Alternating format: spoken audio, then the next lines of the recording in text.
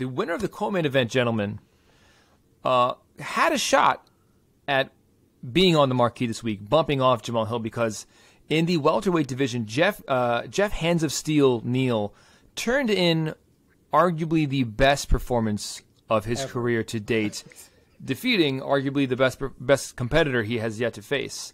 And he absolutely beat the brakes off of Vicente Luque, who I love. And I love both these guys now. I mean, I said on last week's episode, I believe, that I've never really been a Geoff Neal guy. And he converted me, man. He looked absolutely tremendous this past Saturday night. So Geoff Neal defeats Vicente Luque, by knockout. The official time coming at 2 minutes and 1 second of round number 3. Omar, let me send it over to you first this time. What was your impression of Hands of Steel Neal? So Geoff is very welcome for us talking so much shit about him that it lit a fire under his ass last week. Because the boy must have heard everything we were saying and was like, all right, I'm going to fuck this kid up. And did so in amazing fashion. I don't think I would have ever picked Geoff Neal to win, and I don't think I would have ever picked him to win by knockout. He put on an absolute clinic on Vicente. The guard of Vicente was not helping him at all. Geoff's hooks were going right into it. Geoff's uppercuts were going right through.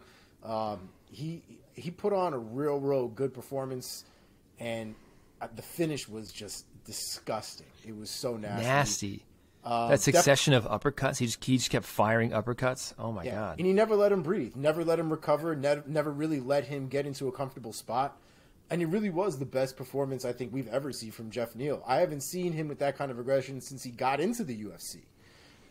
So it was nice to see, and hopefully that's consistent. I will not be jumping on the Geoff Neal bandwagon. I am not necessarily convinced that this is a consistent type of performance that we will be getting from him. But I hope that it is, because I'm more than willing to board if it is. So, okay. So you're saying that I need to see a little more. I need to see consistency. Give me at least one more performance back to back, just like that. I'll fucking hop on the train. Let's go. The last time Geoff Neal got a win by finish, by TKO, was over Mike Perry back in 2019. So things have been a little up and down for him since then. After losing 2 straight, he has now won 2 straight. Before this fight, he defeated the always tough Santiago Ponzinibbio back in December, and now he has this great win over Vicente Luque. Mark, what was your impression of Hands of Steel Neal getting it done by TKO? That was incredible. That was Geoff Neal at his absolute peak, and that is what he can be. And that's why I think we all collectively have been so frustrated with Geoff Neal in the past, because he so rarely is that guy for a full fight, which is why you can't fault us for not picking him. Because, you know, if we were told, hey, round 1 Geoff Neal, or the Geoff Neal that occurs once his coaches yell at him for 10 minutes is actually going to fight the whole fight, maybe we think different. But until you see it, you can't bank on it, and now we finally saw it. So even in this one, he teased it ever so slightly in like the first half of round 2 that he was going to take his foot off the gas. And you could hear his coaches screaming at him, like screaming at him. If you did not notice it, watch it back, because they know what is at risk of happening. And they were like, we're just going to scream so fucking loud that this guy has to snap out of it. And it didn't happen. He maybe took that little 2-minute rest, and then he got it going again. But that was it. That was a consistent minute-to-minute Geoff Neal, which is a whole different beast. The hand speed, the accuracy, the power behind the shots, especially behind that left hand.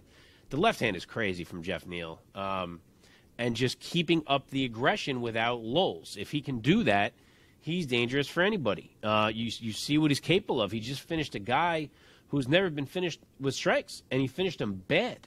So Vicente Luque is an incredibly tough and dangerous fighter.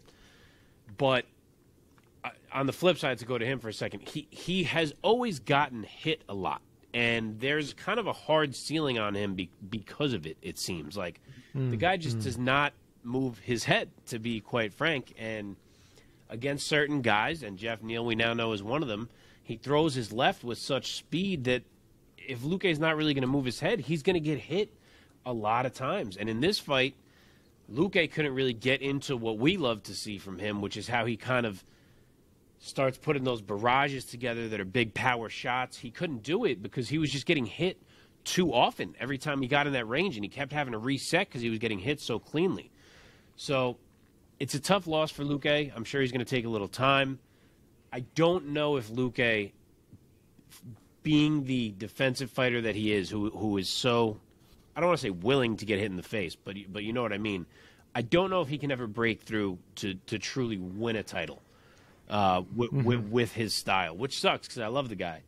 But he got exposed a little bit here. Geoff Neal, as I said, finally puts together 15 minutes or, less than 15 of aggressive Geoff Neal, and we see what he can be. So a huge win for his career going forward.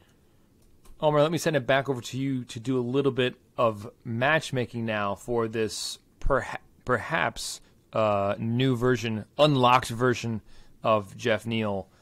Put on that matchmaker hat and tell me what you would do next with Hands of Steel. So Geoff Neal is also kind of stuck in this little area where there's a lot of moving parts at the top of the division. I think we've kind of gotten to the point now where he definitely needs a top 5 guy. He definitely needs that exposure and, one of those marquee fights like Mark was talking about. But right now it's Usman and Edwards. I think Bilal has something going on just now that was announced recently. Brady. Gilbert Burns has been called out left and right by everybody and their mother, but no one knows what Gilbert Burns is doing right now. It could be Jorge Masvidal. I think somebody else called out. Shavkat Rakhmonov, I think, also called out Gilbert Burns as well. Gilbert's like, if Jorge doesn't answer me, then I'll fuck you up too. I don't care. So we'll see what happens with Gilbert, but it seems like he's got things on the agenda. Hamzat, I think, is supposed to be or looking to fight Colby, but no one knows where the hell Colby is. No, Hamzat's fighting Nate, dude. Hamzat's fighting Nate. You know that. Yeah, Nate Diaz, bro. Right. Listen, I'm all over the place. Colby is MIA. He was caught at some poker tournament, and that was about it. So it's a lot of weird moving parts in the welterweight division right now, so it's hard to say exactly how far Geoff Neal can go up. I would say once a couple fights are resolved, that might be the better way to figure out what's next. Maybe the winner of the Bilal Muhammad Sean Brady fight, or even maybe the loser at that point. But it's kind of hard to say. There's just too many things going on right now.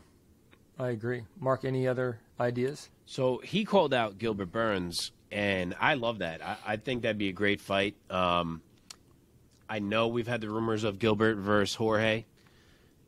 If that fight doesn't happen, and if Gilbert can't happen, I also wouldn't mind Neal against Jorge. But if Gilbert and Jorge are fighting each other, then I move to where Omar is at, which is that it becomes very difficult to match Geoff Neal up.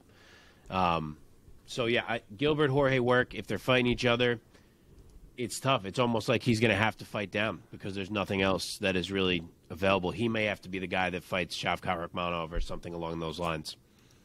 Whew, tough fight. I wouldn't actually mind Jorge Masvidal fighting Vicente Luque. I think that fight is super interesting and probably a better matchup considering the circumstances.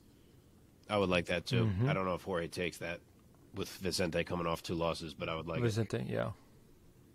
Any other names for Luque real quick, Mark, before we move on? I wouldn't mind seeing him have to turn back a contender, a little bit of a fresher face. I've thrown this guy's name out a couple times. I don't know what his deal is. I don't know why he's not fighting. But I think Luque and Daniel Rodriguez would be a really sick fight. Ooh. Great fight. Fight. It would be a big jump for Daniel Rodriguez. I mean, he's got to be, like, if these rankings went to 16, he's got to be 16. Like, he's literally right there. Love Daniel Rodriguez. Even the boy Kevin Holland would be an interesting fight. That'd be a great test for Holland. Great test. Yeah. Okay, let's move on. In the interest of time.